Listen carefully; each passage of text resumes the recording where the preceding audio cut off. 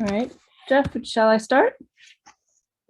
Okay, welcome everyone to today's Alpha Collaboratory. This is a collaboratory that is held every Friday afternoon, 2:30 to 4.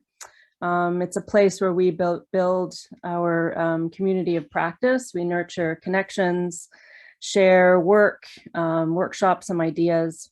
And today's session kicks off a series of book launches that are publications that are authored by our community or edited by our community.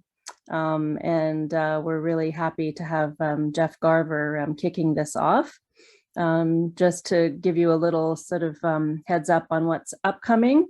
The upcoming collaboratories in this series of book launches will be March 25th with Katie Kish and Steve Quilley.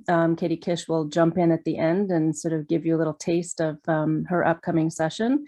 And then in April, we'll have Emile Boulot, Josh Sterlin, and Yvonne Vargas, who will be sharing their book as well. So we've got a lot of things, great things going on. And so today we have Dr. Cristiani Durrani, who is going to be moderating this session. And she is from the Universidade Federal de Santa Catarina in Brazil. And so I'm going to pass it over to her. So welcome, Cristiani.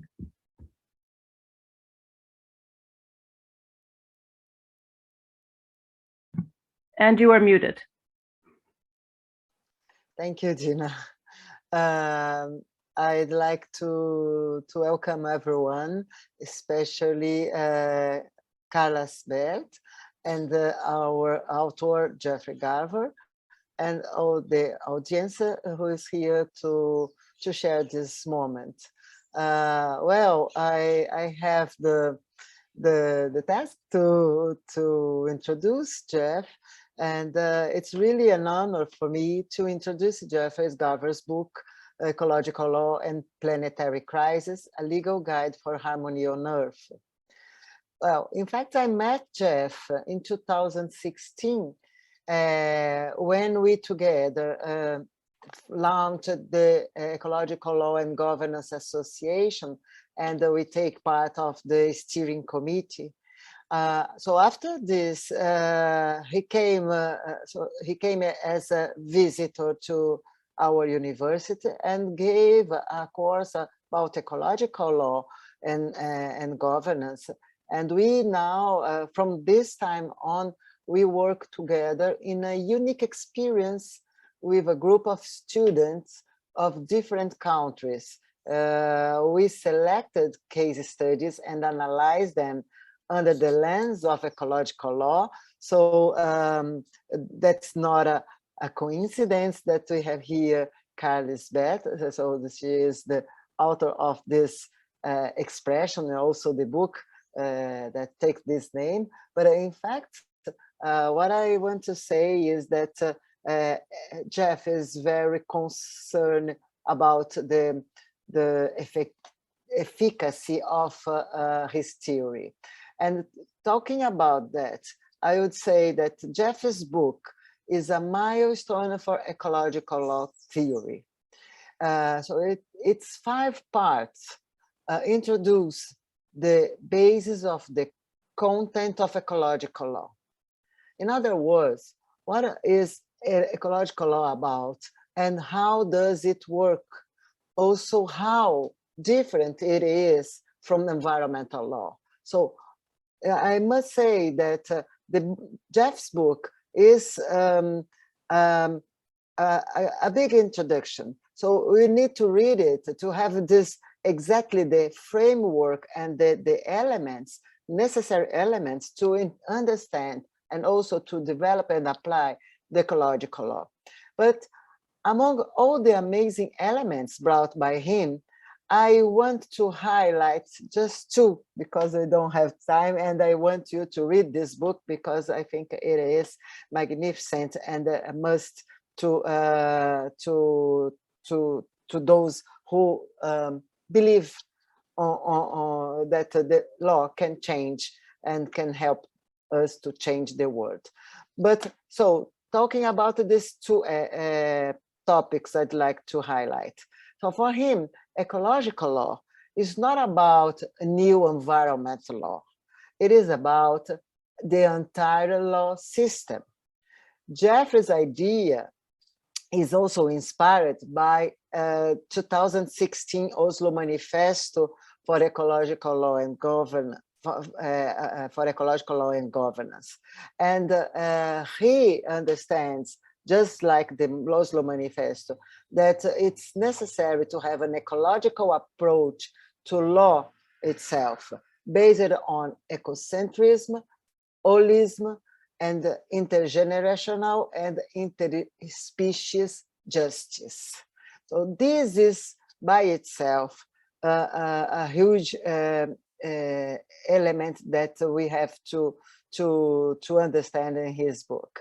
But the second one I want to highlight that comes with this necessarily is that the efficacy of ecological law depends on changes on economics, and specifically he says about on the growth, which makes the growth an economic condition to ecological law. Alternatives for another way of produce and live in harmony with nature are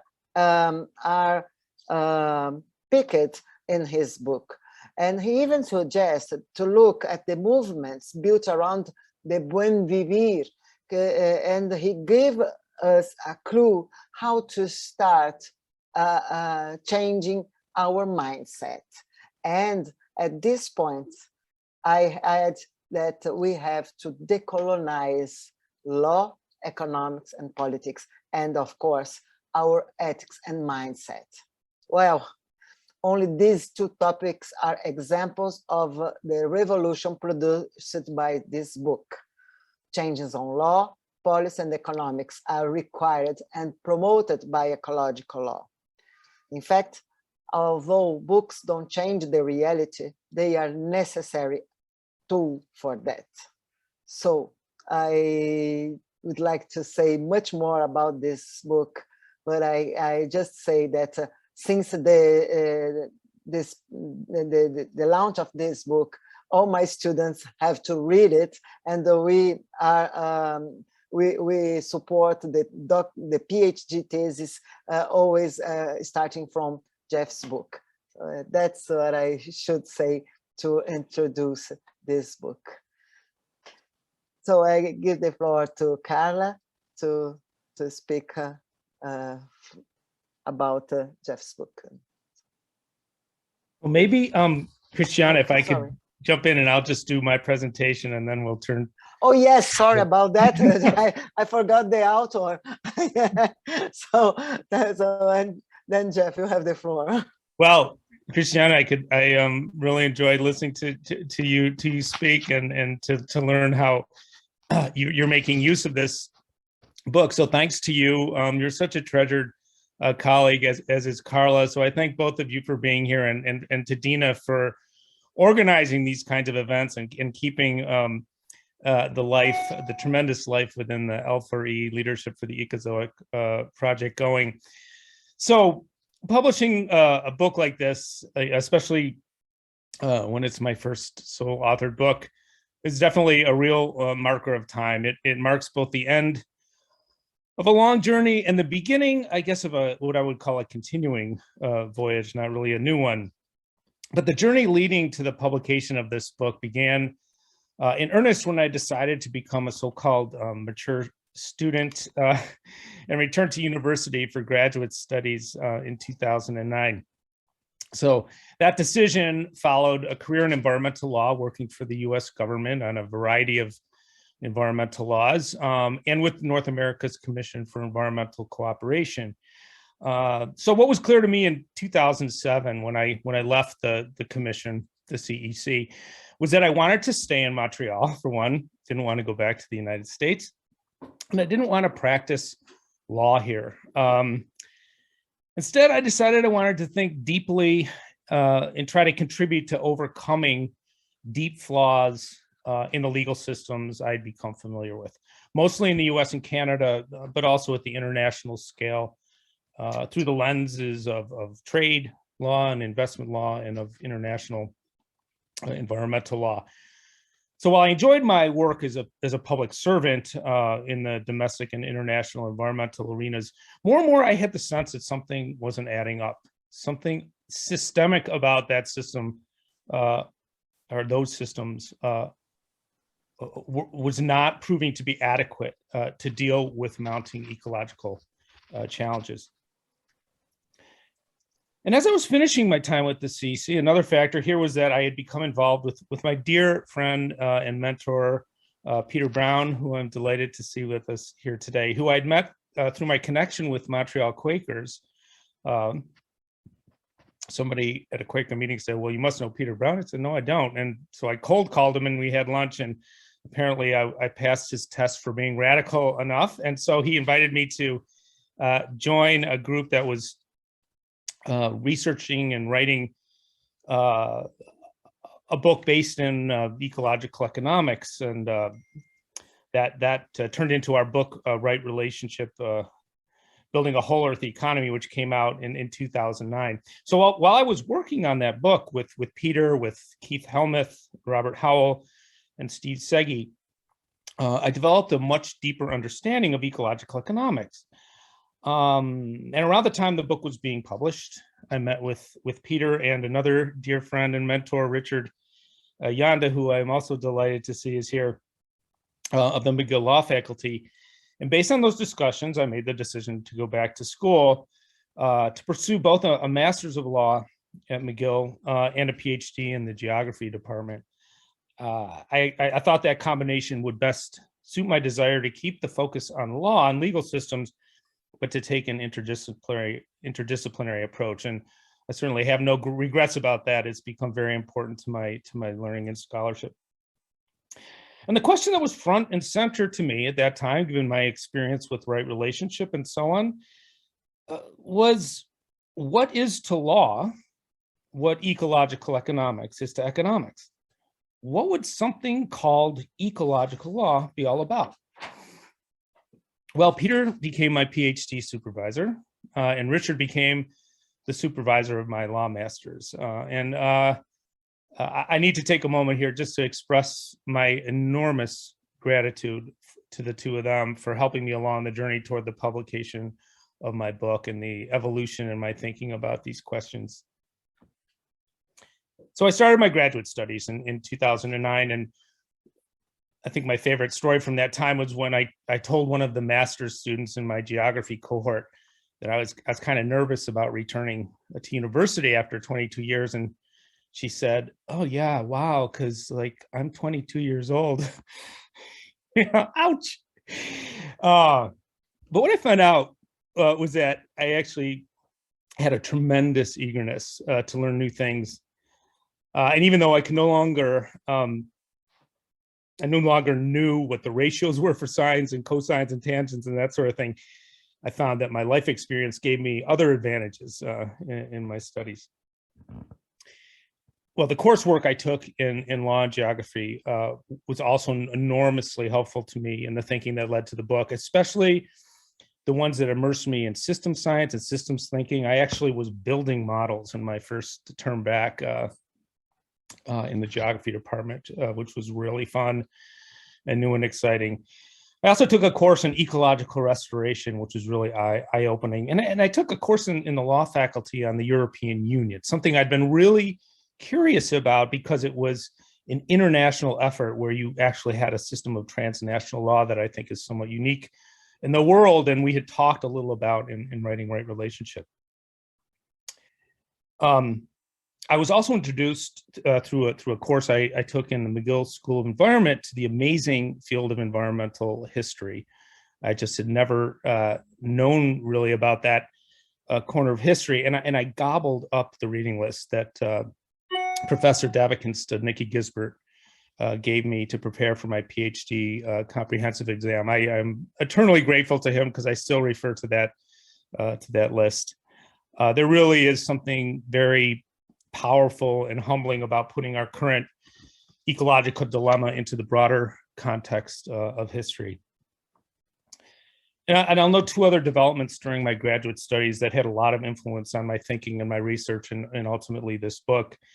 The first was my discovery of and eventual active involvement in the international degrowth movement, which Christiane alluded to. So in 2012, I became the conference director for the first major international degrowth conference in North America. My 2013 paper in the journal Sustainability argued that ecological law was actually an apt legal complement to degrowth economics. And that's something I continue to think about and work on. And I've updated those ideas and included them in the last chapter of my book. So I really remain inspired by the combination of activism and academics in the degrowth movement, and more importantly, by the amazing activists and scholars who are keeping it alive and well. And some of them are here today, I think. The second development was my involvement in the creation of the economics for the Anthropocene partnership that has now morphed into the leadership for the Ecozoic initiative. Clearly one of the major societal institutions that needs major reforms to align it with a mutually enhancing human-earth relationship is education. And it's been extremely rewarding to be involved with the efforts in E4A and L4E to do that, to start looking at different approaches than the silo disciplines we're so used to in universities. And part of those projects has been working on ways to shift normative regimes like economics, finance, ethics, law, governance, and so on, away from growth-insistent exploitative regimes, colonial regimes, as Christiane mentioned, that erode the ecological and social foundations of human societies, and instead to work toward a mutually enhancing human-earth relationship. And there's many ways you can frame these. I kept going back to Thomas Berry's notion of a mutually enhancing human-earth relationship and have kept that more or less in front and center in my thinking on the ultimate goals that we're working towards with something like ecological law. But what I discovered early on in my studies was that the term ecological law actually didn't really exist. And if it did, it was like laws of ecology from a scientific perspective. I actually later learned that had I searched in German, I would have found references to Klaus Bosselmann's work on Ecologisches Rechts, which a direct translation of that into German from the 1980s. So these ideas have deep roots. In any event, although ecological law was not a term that I was finding, I did find out that the seeds of it were there in concepts like Klaus Bosselmann's principle of sustainability, David Boyd's sustainability law, Cormac Cullinan's wild law, Peter Burton's earth jurisprudence, and more deeply Thomas Berry's applications of his idea of a mutually enhancing human-earth relationship to the domain of law. So in 2011, I finished my law master's thesis, which I called The Rule of Ecological Law, a transformative legal and institutional framework for the human-earth relationship. And in 2016, I followed up with my PhD with the thesis entitled Law for the Anthropocene, an adaptive eco-bounded legal system for a mutually enhancing human-earth relationship. So my book, Ecological Law and the Planetary Crisis, combines and updates these two theses. And I'll turn now to just a brief overview of the book. And I didn't want to do a lot of slides, but I think here I am going to share my screen. Hopefully I can do that.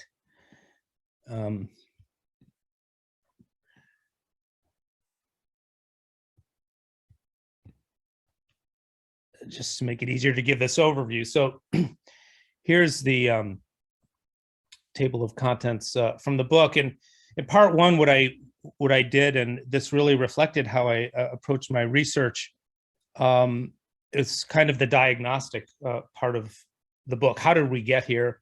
The Anthropocene had emerged around 2000, and so it was a growing term both in the natural and social sciences. So did some reflection on whether that was a useful frame of reference and defended its use. I know that's an ongoing controversy. Should it be the Capitalocene and so on? But I went with it, and and then tried to describe what the actual dilemma is now in terms of our ecological crisis reflected in things like the planetary boundaries, along with social inequities. And then I looked at both material and conceptual factors that led up to this current dilemma. A big part of the material side of things is the energy transitions in history, which of course take a long time, and the question now is, are we up to the challenge of going through another energy transition, which is kind of in the opposite direction of the other ones we've been through.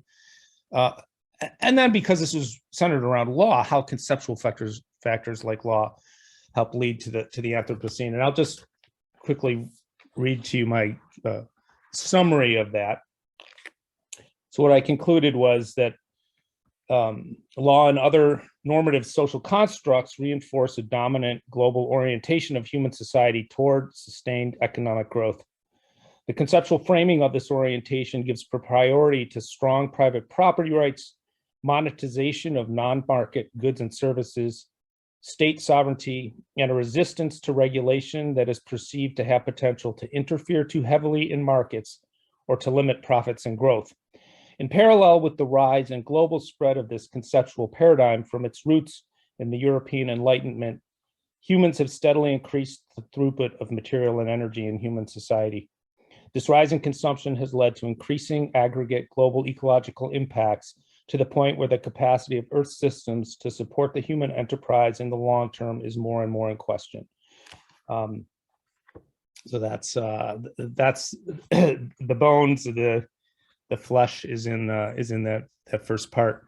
So then I turn to the failure of environmental law, and this is a lot taken from my law thesis, where I was asking the question: are there examples of environmental laws that take a systems approach and are designed to keep economic activity within ecological environmental limits?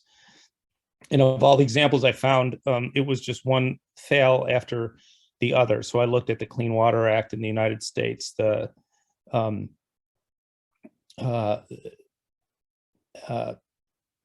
some European law around nutrient loading and acidification of soils, the Clean Air Act. I also looked at the Montreal Protocol, which in fact does take a systems approach. It's one of the planetary boundaries, and for very particular reasons is having some modest success. But by and large, what was revealed here was a regular failure of environmental law to look at environmental impacts in the aggregate. Where environmental law does do that, for example, the environmental impact assessment, it tends to be procedural and not to mandate substantive outcomes. So we had a problem, and so the next part of the book looks at ecological law's response to these failures, and I start by looking at what ecological law is, and some of the main features of it, and how it's built primarily around this goal of having a mutually enhancing human Earth relationship. And here, in terms of this question, what is ecological law? I referred to the Oslo Manifesto that Christiane mentioned, and what the Oslo Manifesto says is that the ecological approach to law is based on ecocentrism, holism, and intergenerational and interspecies justice. From this perspective or worldview, the law will recognize ecological interdependencies and no longer favor humans over nature and individual rights over collective responsibilities. Essentially, ecological law internalizes the natural living conditions of human existence and makes them the basis of all law, including constitutions, human rights, property rights, corporate rights, and state sovereignty.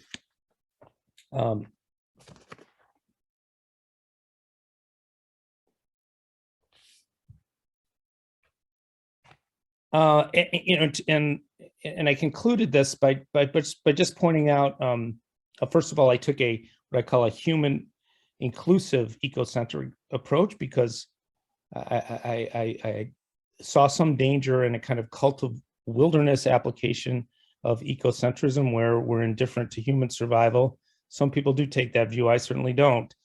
But one of my conclusions at the end of this section was that to be consistent with an ethic oriented toward achieving and maintaining a mutually enhancing human-Earth relationship, individual and collective human choices must be informed by both contemporary science and traditional ecological knowledge, especially what they say about the behavior of complex adaptive systems. This approach requires the humility that is inherent in dealing with the inevitable uncertainties and unpredictability on how systems evolve by applying a precautionary approach, and not the hubris of many Western secular and religious traditions that idealize total human mastery and perfection of nature. This reconciliation of law with contemporary science and traditional ecological knowledge is at the heart of the transition to law committed to a mutually enhancing human-Earth relationship. So part 4 is it talks about transition, and it presents a tool that I developed for a systems-based tool for overcoming resistance to change within a systems, which I called degree of lock-in or lock-out of ideas we either want to get rid of or ideas we want to adopt. I applied this to international trade, which was an arena in which I'd had some professional and career experience. And then finally, I concluded the book with a consideration of how the degrowth movement is kind of a nice testing ground for ecological law. And what I said there is that I propose in this book an analytical framework for rigorously exposing obstacles to and opportunities for change in view of lock-in tendencies in law and related systems, and then developing strategies and priorities for overcoming the resistance that is revealed. The framework is intended to have the flexibility to be useful to a wide range of potential agents in the proposed transition, from informed individuals and engaged activists seeking social change, with bottom-up approaches to policy, and decision makers in more formal settings and power structures. Currently, nearly all those power-laden policy and decision makers are likely resistant to this transition. Thus, the broad and coordinated research that would be best suited to developing the strategies and priorities in this transition will have to start elsewhere. The degrowth movement is a prime candidate. I'm just going to quickly show you what I have identified so far. Most of these, at the time I worked on my theses, one of them which I added, which I've calling some key features of ecological law.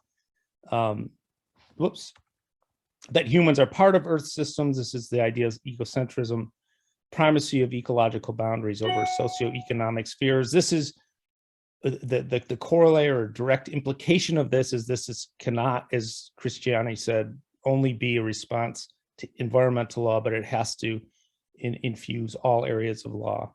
So full integration of ecological limits and rules and policy. Because of where we are in terms of our material and energy history, we need to focus on reducing material and energy throughput. And this was the new feature that I've added most recently, that the use of biocapacity in extracted materials has to be based on real need, not on utilitarian desires. Market price, for example, and obviously we're quite far away from that in many domains. There needs to be a plurality of diverse place-based approaches, but there needs to be some aspect of global when we're dealing with global problems like climate change. This implies binding and supranational rules as long as we maintain an international system of nation states. In terms of justice and equity, there needs to be fair sharing among present and future generations of life. And then in terms of systems approaches, there needs to be greatly expanded research and monitoring that flows from the goals of ecological law. Application of the precautionary principle, where the precaution is about crossing boundaries. And because this is a systems-based approach, there needs to be adaptiveness. And this table, which I won't go through, but won't go through in detail, just shows how some of those features differ between contemporary law and ecological law.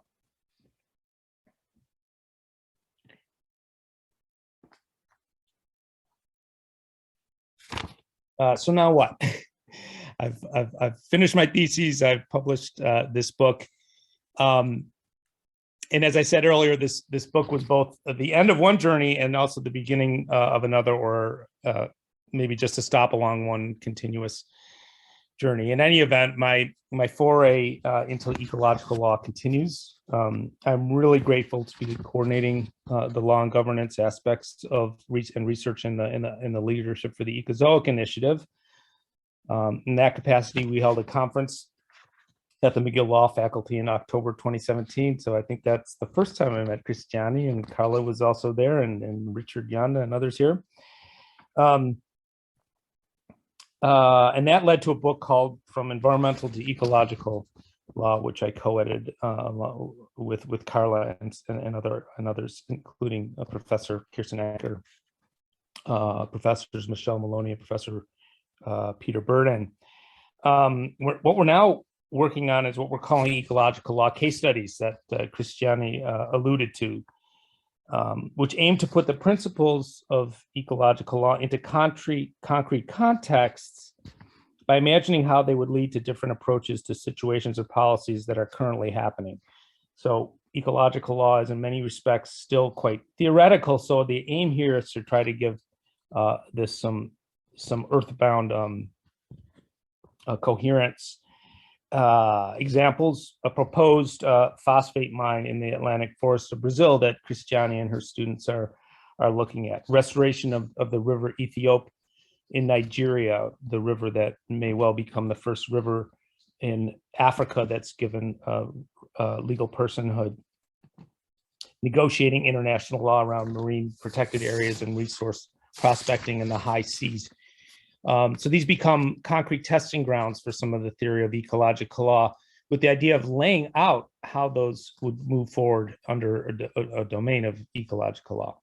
And hopefully a book on ecological law studies will be the next book launch I'm involved in. It's also been very rewarding to be on the steering committee of the Ecological Law and Governance Association, along with Cristiana and others since its creation in 2017. Elga is working hard to raise the profile of ecological law through monthly webinars, and I hope some of you have been able to tune into some of those. They've been going on since 2019. I see Katie Graysdon here. She's been a tremendous. It's been so great working her on keeping that webinar series going. Elga is also helping to link together the rapidly expanding work on ecological law and related approaches. So this includes rights of nature, the degrowth movement, and the Earth Law System component of the Earth System Governance Project. This is a pretty major new development, and it's exciting to see all of the resources and people that are involved in developing this idea of Earth System law. I've also really so appreciated working with Cristiani and my trips to Brazil and UFSC to work with that community. The focus there on decolonialism is really inspiring, and I like Cristiani said, I'm eager to go back there to present our ecological law course again and continue the really rich dialogues I've had with that community. What this all means is that interest in and research on ecological law is exploding. It's just so wonderful to see that. I'm so pleased and grateful that my book is one part of this expanding field of legal scholarship, and that through the growing recognition of rights of nature in different parts of the world and other developments, ecological law is actually starting to shift from theory to on-the-ground practice in some little corners of the world. To finish up, I just want to acknowledge some of the people who were especially helpful as I worked on this book. I've already mentioned Peter Brown and Richard Yanda. And again, thank you so much, Peter and Richard, for your guidance. I also want to recognize my other committee members, Robert Godin, Gail Shmura, and Naveen Ramankutty. And I received helpful comments on drafts of my theses as well from Keith Helmuth, from Judy Lum, Pamela Haynes, Carlos Spert, and Dan Tarlock. And then more broadly, I've been so grateful for the support and encouragement from members of the Global Ecological Integrity Group, led by Laura Westra, and of the ALGA Steering Committee. They've been a regular source of encouragement, support, and the kind of informal brainstorming and exchange that is so important when you're working on this kind of a project. Last of all, I want to acknowledge my late parents, Annalisa and Newton Garver, who reached the end of their lives as this book was coming into being. Of course, it wouldn't have happened without them, right? But they were so supportive, and I like to think in some way that they live on in the pages of this book. Thank you all for being here today, and I'll turn it back to you, Christiana. Thank you very much, Jeff. So I don't think I have so much to say. I just want to say and highlight that one of the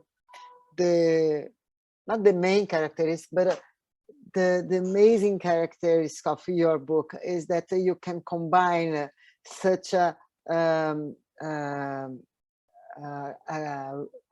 well designed intellectual production with an amazing feeling, and with this so mixed with your heart. So you are you are what you say. So there is no rational without emotional, and we can see that very well in your book.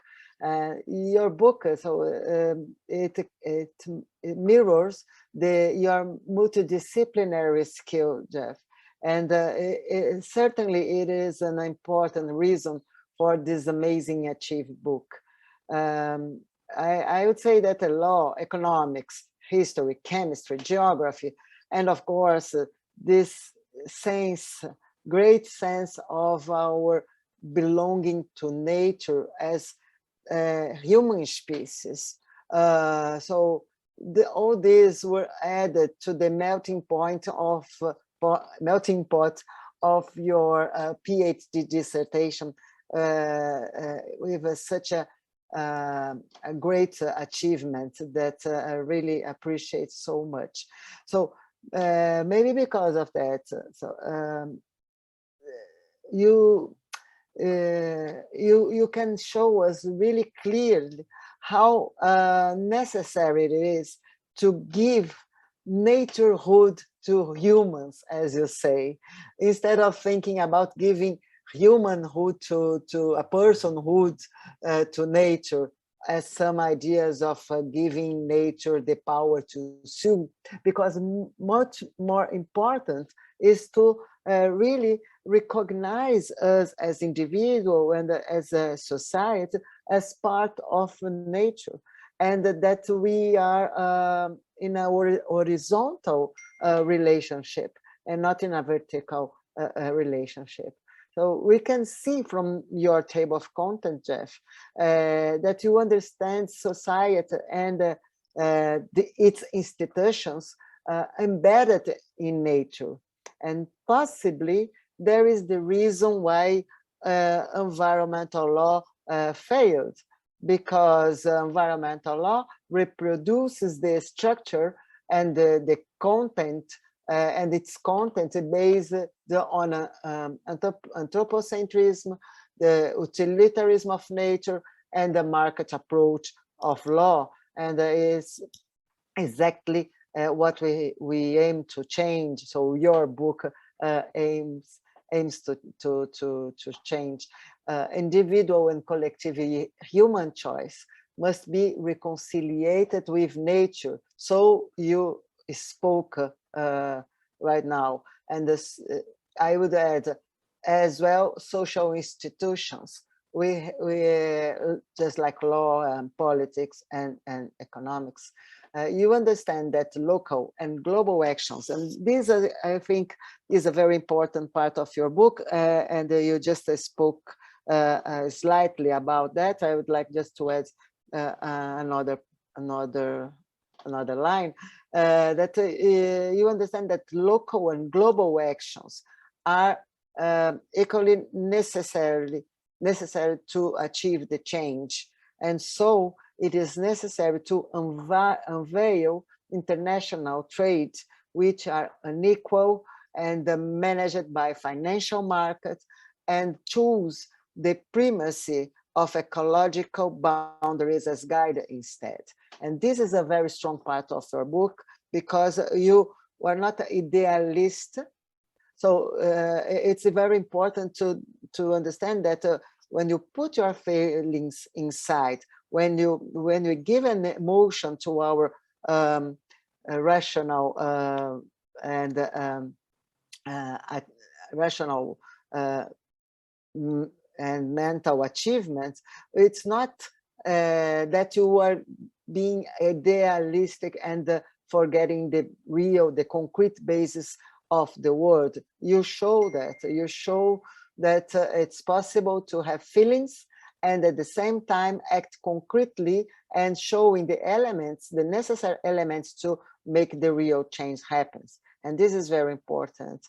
So the end, I would say that you clarify the relation between degrowth and ecological law, and you see that degrowth it is a policy of a reconstruction, global political, social, as well as economic relations. And this is really very important. We cannot speak about ecological law keeping the way we produce and consume. And that comes along with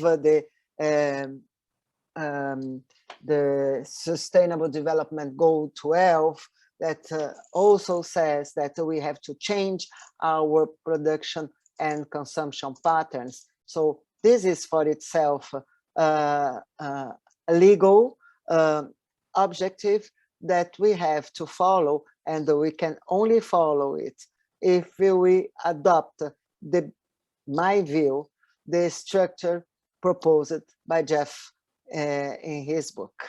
So thank you, Jeff, very much for a presentation for your book, and I give the floor to Carlos Bert.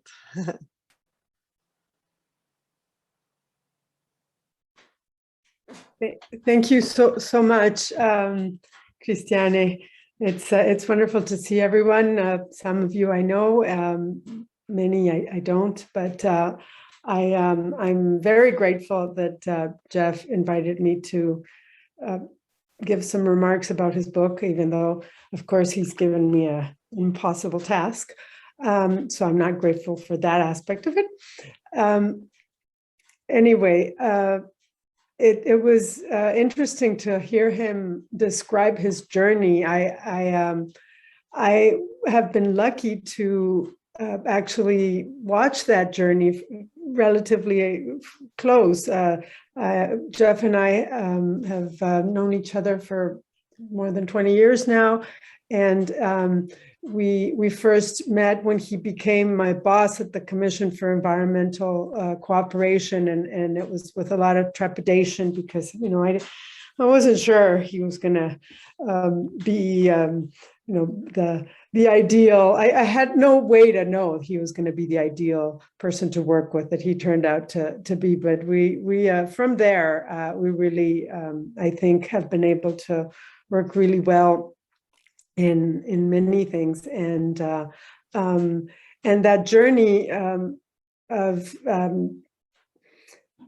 disillusionment with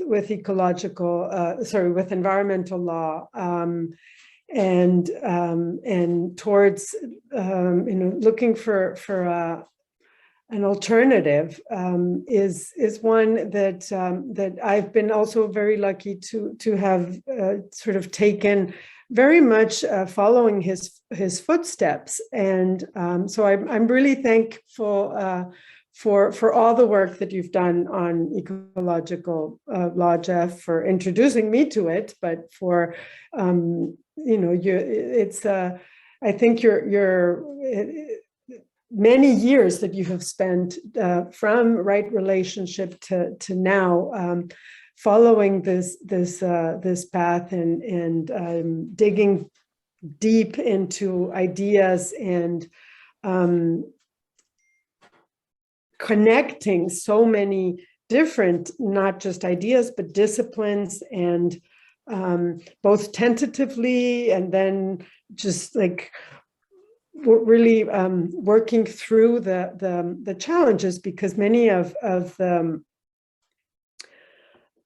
core proposals of ecological law are easy to state, but much harder to really see how you can push them through, how you can make them real. And I think that, so I want to sort of, in this book, I want to highlight its breadth and its depth.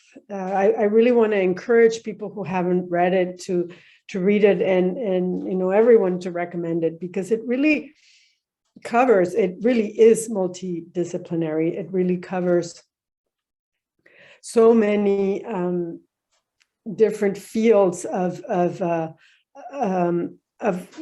knowing, of knowledge, of understanding, and it's a huge effort to bring them together. And I think it does it. You've done it very successfully in this book, bringing in what you said, environmental history, the science, and not easy science necessarily, and not short environmental history either. And then the economics, of course, and of course, what about law? What has law? Where does law fit into all of this? And so it's really, you cover so much ground and bring it together so well.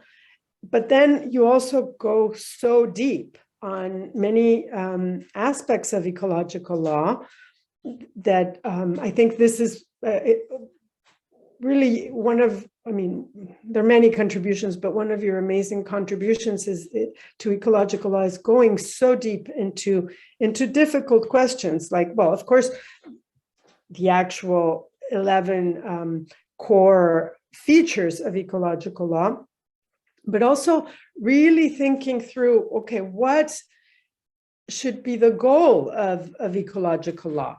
And taking on this concept of ecological integrity, which is a very strong and very sort of compelling concept, and questioning it and nuancing it, and then contrasting it with the mutually enhancing human-earth relationship as another potential goal, or a perhaps better potential goal. I have to admit, my first sort of contacts with this possibility that humans could have anything positive to offer the Earth and other species. Looking at the level of damage that we have caused, it was, my first reaction was like, no way. What we have to work on is fix our behavior and try to clean up our mess. And maybe in a million years, we can even start thinking about doing anything positive for the planet. But mutually enhancing, we're sort of cancer. And I think, I'm still rather on the grouchy, negative view of our species. No, I'm partly joking. Partly, but you do make an incredibly compelling case for the possibility of this mutually enhancing relationship, and not just, well, as Christiane says, there's the passion with which you argue for it, but also in providing like the tools, in trying to think through, okay, how, like these tools, the locking lockout assessment, and doing the work of taking those trade agreements that, can make you just like me at least, your blurred vision trying to figure them out. But you've done the work of reading through those and digesting them and saying, okay, well, how can the ecological law community, how can scholars find the tools to tackle these obstacles to a better relationship with our planet and understand them so that we can maybe start changing them. And so it's very detailed work. So from, as I said, from huge ideas to very elaborate, detailed work that I think it's now, your job too, but the job of all of us researchers and people that are interested in this problem of the Anthropocene and the ecological crisis, to take up these tools and to try to use them more and more so that we can try to crack the problem and start the path towards mutually enhancing human-earth relationships. So as a closing thought, I think that what's great about this book is that the overall message is that we have a huge problem, but we have so much to work with. And you really show how we have so much to work with. And so I hope we do. And thank you so much.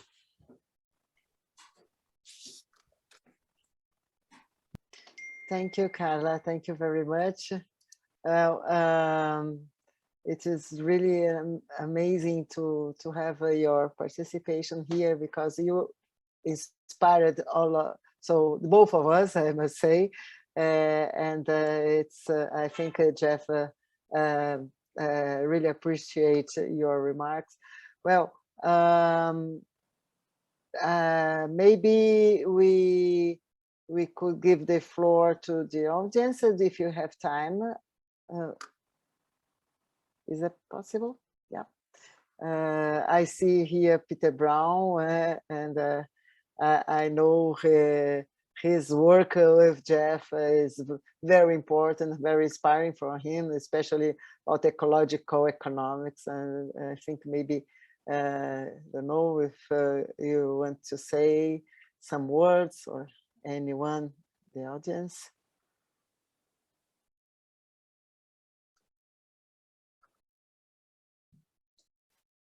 Peter, you're muted. Is that good? Anyway, not very, very nice to see Christiane, and been very, very helpful to many things that we've tried to do and have done in many cases. So wonderful to see you. And I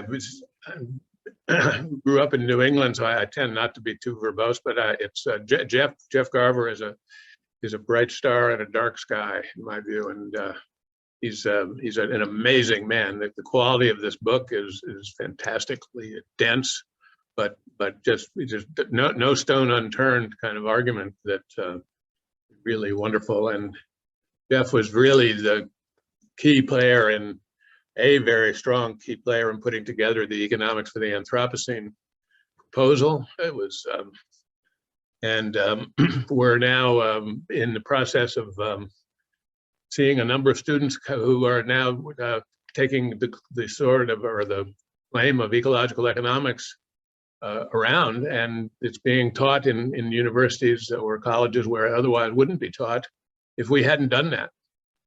And so the really disgraceful behavior of mainstream economics of crowding off alternative disciplines that are science-based is really a shame, but it is now, I think, some of the dirty laundry is being hung out to dry. Unfortunately, it's not dripping on them.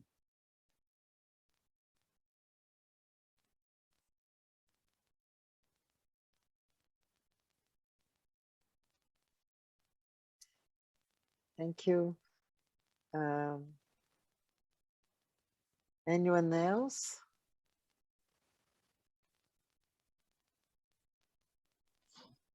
Yeah, I wanted to say something.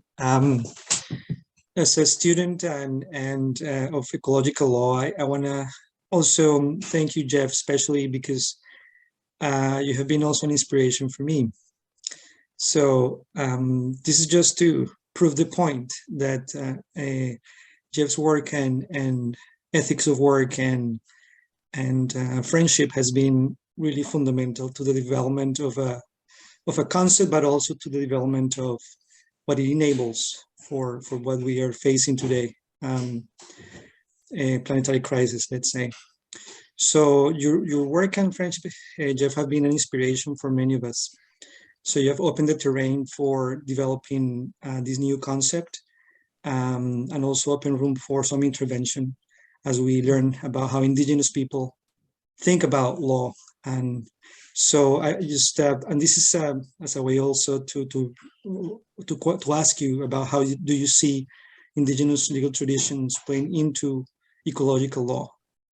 Because you're using this very interesting kind of comparative grid where you say you're connecting the ecological law to ecological economics. What is indigenous law in the realm of economics? What will be the correlative economic approach that we can? What is it? I just kind of asking the question of how we place this, because it seems that there is a sort of an evolution of sorts from environmental law to ecological law. Ecological law opening its door, opening its questions to thinking with the earth, for example, which is something that indigenous people have done for centuries.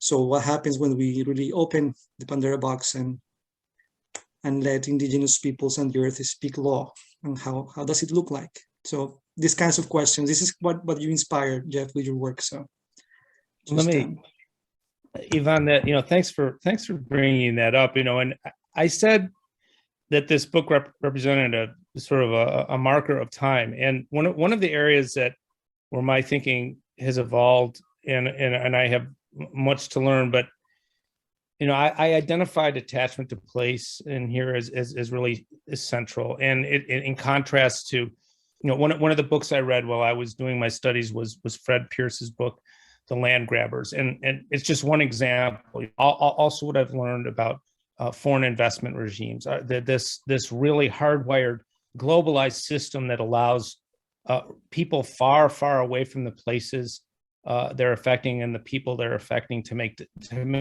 really wrenching decisions. And often in our very monetized, capitalized world, financialized world, it's really just about what kind of monetary return you can get. Little concern about what happens on the ground. So this puts the focus back on place, and it's the people that are attached to place. And like you said, it's hard for somebody who grew up, I think, in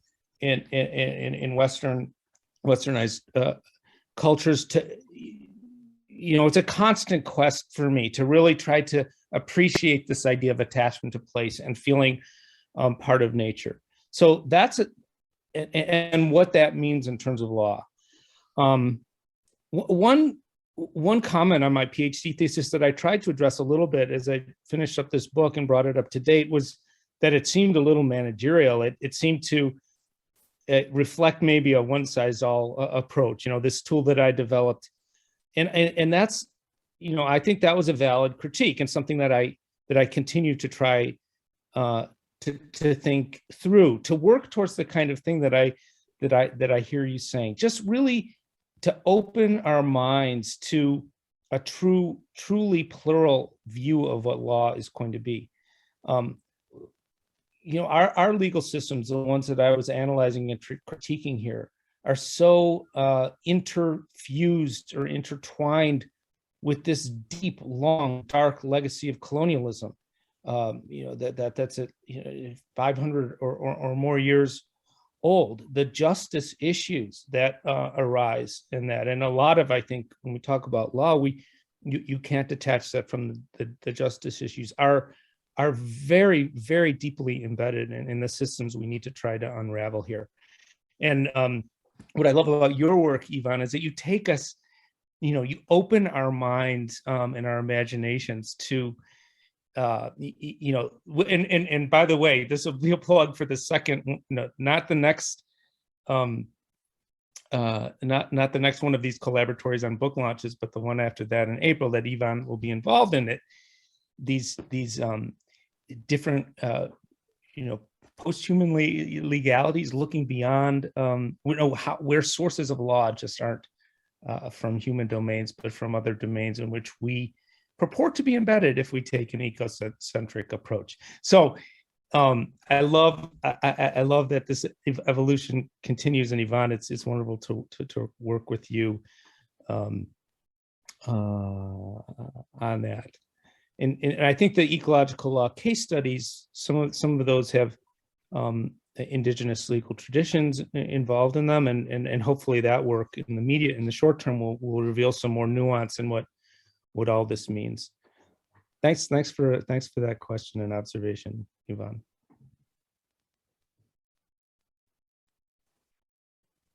There is Jolion. Hello, everyone. I had a question for you as well, Jeff. I wanted to say just really quickly, though, this is really interesting talk, and I really look forward to getting my hands on your book when I can. I'd love to dig into it further. I'm also going to post my question in the chat just so it can be read as well. But I was curious what role, if any, the legal doctrine of universal jurisdiction could play in helping to implement ecological law. That one of the key components that you articulated about it is a diminished prioritization of humans over non-humans in the law, which is to say, I think, that non-humans should receive broad consideration within our legal systems. Therefore, it would seem like for that to occur, ecological law would have to have a multi-jurisdictional authority if it is to be applied holistically. And that without one, without that, you could have areas that remain like hotspots of injustice. And so I'm curious, could integration of universal jurisdiction into ecological law provide a legal mechanism for going after, if you will, the ecological pirates and criminals who are preventing an ecologically just existence? That's interesting. I'm not sure I'm entirely clear what you mean by universal jurisdiction. I think part of what I understand from your question is really echoes what I'm calling for in terms of more appreciation of legal pluralism. So this means sort of undoing, and it's a deep unraveling of something like the doctrine of discovery, which here's my confusion.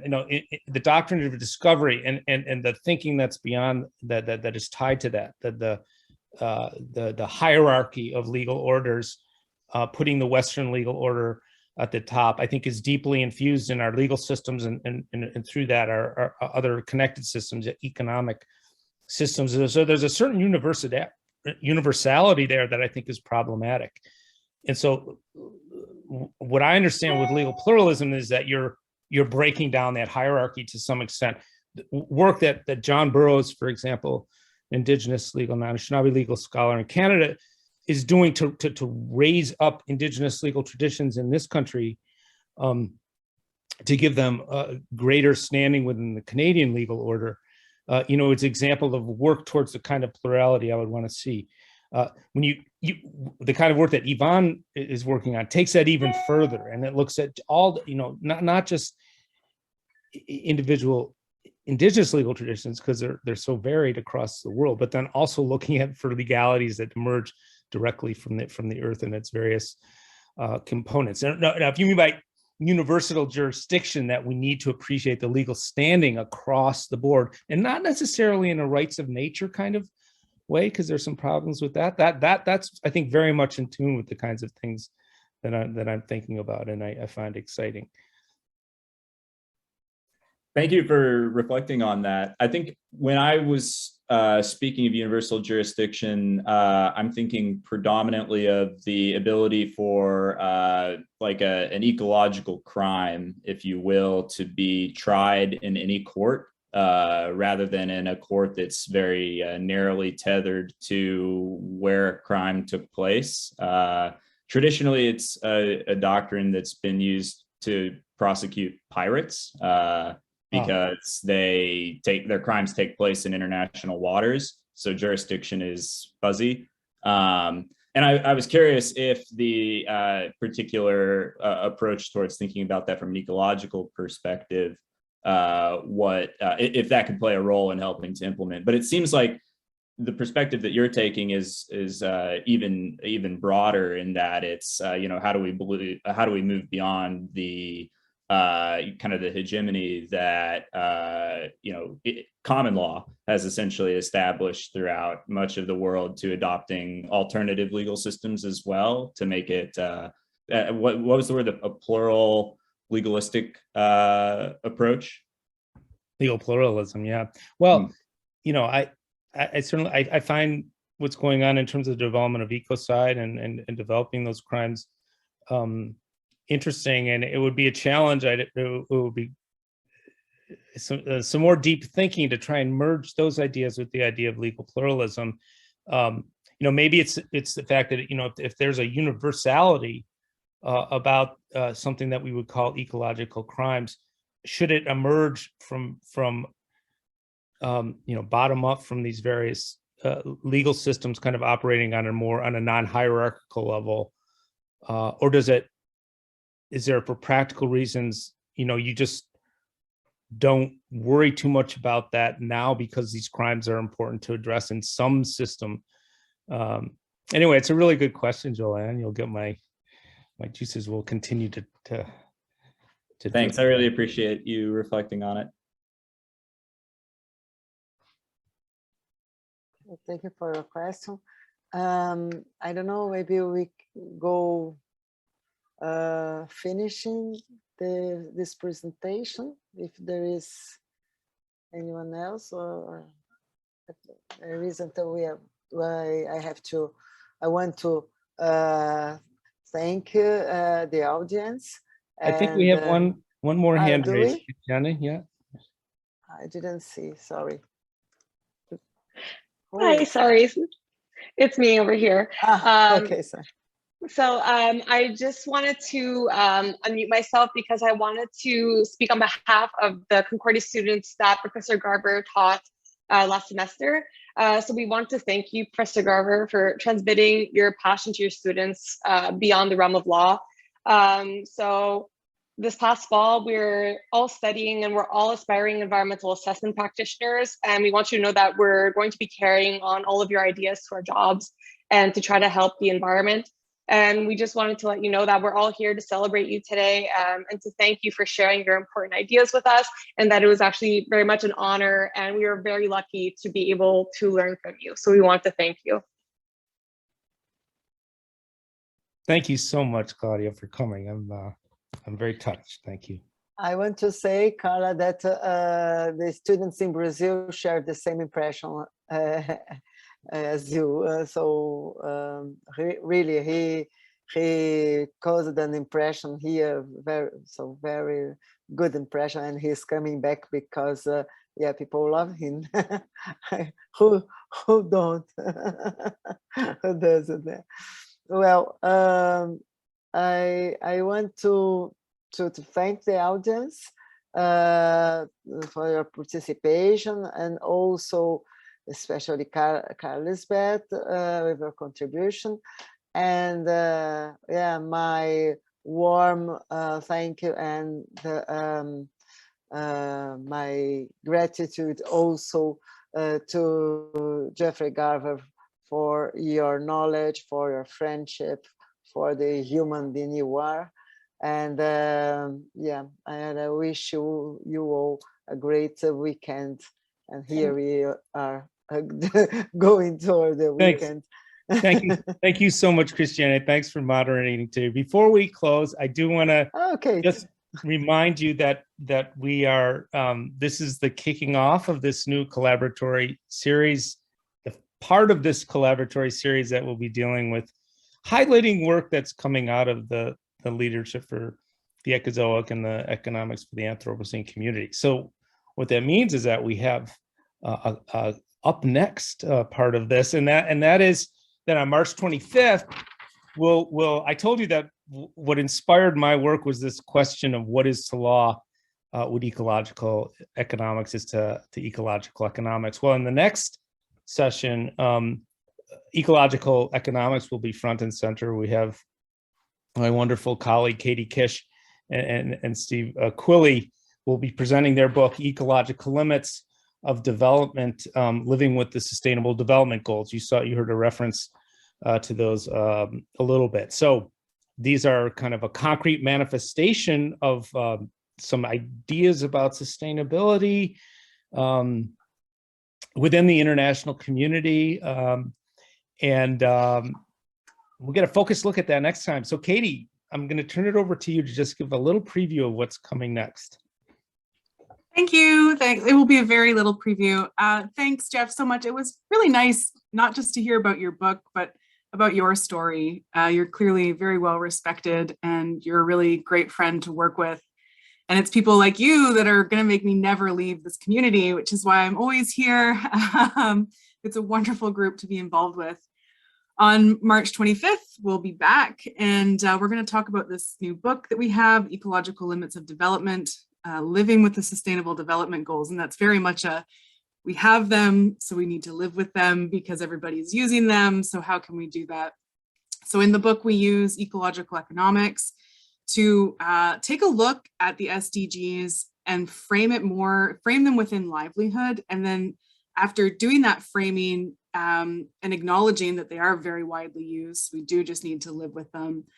Each chapter then goes through one or two of the existing goals and provides some context about what it would mean to live within a livelihood frame of any one of those goals, and then provides additional targets that might make it more ecologically friendly or more of an ecological economic goal for the Sustainable Development Goals. So there's a lot of very heavy theory in it on the one hand, but then we tried to bring it right back to the SDGs to say, here's what we could do to help bring this to light.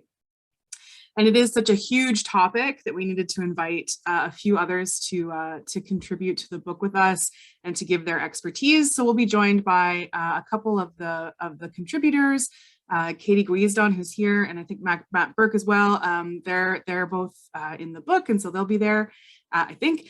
And so we'll have a conversation all together regarding the limits of the SDGs and how we can improve them. So I look forward to seeing you all there. Thank you.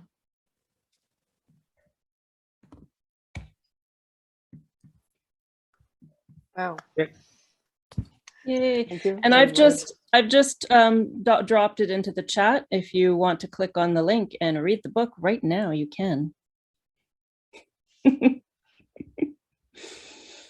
Thank you very much, Jeff. It's wonderful working with you. And as I say every week when I meet you, I'm just so thrilled that you're part of this community and you help to keep it alive. And one of the big goals of L4E is to continue to inspire students. And obviously you're doing that. So that's just so wonderful to see all your students here. And to hear from former students that just love you and colleagues. So wonderful, thank you. Thank you very much, Christiane Darani for moderating. This is lovely. And Carla Spurt for giving your comments. And thank you to all of you to joining us. And you're welcome to join us in the future. And watch out, look at our website for all of the events upcoming. Thank you very much. Yay, congratulations. Woo! Hi, Katie.